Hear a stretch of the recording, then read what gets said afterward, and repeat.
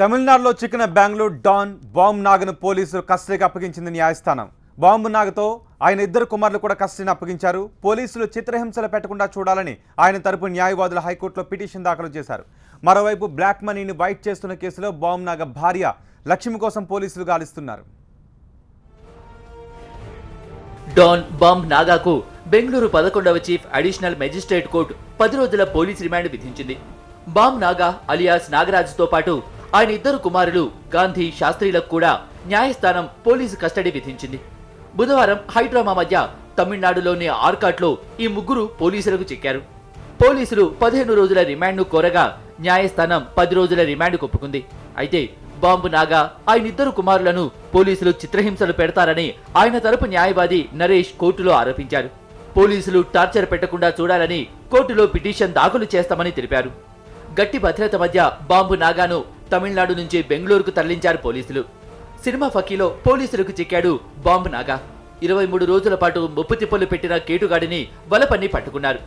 Don arrest చేసిన police బృందానికి Bengaluru police commissioner 2 లక్షల నగదు రివార్డును ప్రకటించారు.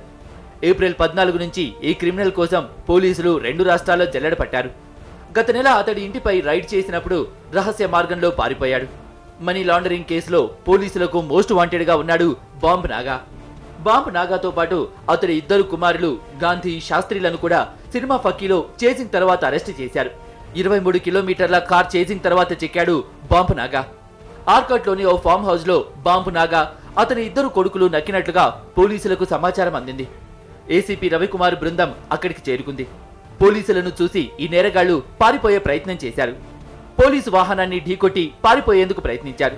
ఆ సమయంలో కారును బాంబు నాగా కొడుకు గాంధీ నడుపుతున్నాడు. బెంగళూరు వేలూరు పోలీసుల జాయింట్ ఆపరేషన్ లో ఈ నేరస్తుడు అరెస్ట్ అయ్యాడు. ఏప్రిల్ 14న బాంబు నాగా ఇంట్లో పోలీసులు సోదాలు నిర్వహించినప్పుడు 100 కోట్ల పాత 1500 నోట్లు దొరికాయి. అంతేకాదు కోట్ల విలువైన కొత్త కరెన్సీ కూడా స్వాధీనం చేసుకున్నారు. 30% కమిషన్తో పాత నోట్లను మారుస్తున్న ముఠాకు నాయకత్వం వహించినట్లు బాంబు నాగాపై ఆరోపణలున్నాయి. బంగారాన్ని కూడా భారీ ఎత్తున పోలీసులు సీజ్ చేశారు. మనీ లాండరింగ్ కేసు కూడా బాంబు నాగాపై నమోదైంది. పోలీస్ విచారణలో బాంబు నాగాకు సంబంధించిన చాలా రహస్యాలు వెలుగులోకి వచ్చే అవకాశం ఉంది. నోట్ల రద్దు తర్వాత 100 కోట్ల పాత నోట్లను తన ఇంట్లో ఎలా దాచాడు? నోట్ల మార్పిడికి ఎవరు సహకరిస్తున్నారు? బ్యాంకు సిబ్బందితో ఉన్న సంబంధాలపై ఆరా తీయబోతున్నారు. బాంబు నాగా విచారణ తర్వాత ఇంకా చాలా మందిని అరెస్టు చేసే అవకాశాలున్నాయి. బాంబు నాగా తమిళనాడుకు పారిపోయేందుకు కొంతమంది పోలీసులు సహకరించినట్లు కూడా ఆరోపణలున్నాయి. నాగాకు సహకరించిన పోలీసులపై కూడా దర్యాప్తు జరుగుతోంది. ఇంట్లో సోదాలకు సంబంధించి కొంతమంది పోలీసులే బాంబు నాగాకు సమాచారం ఇచ్చినట్లు వార్తలొచ్చాయి. దీంతో ఆ కోణంలో కూడా విచారణ చేస్తున్నారు.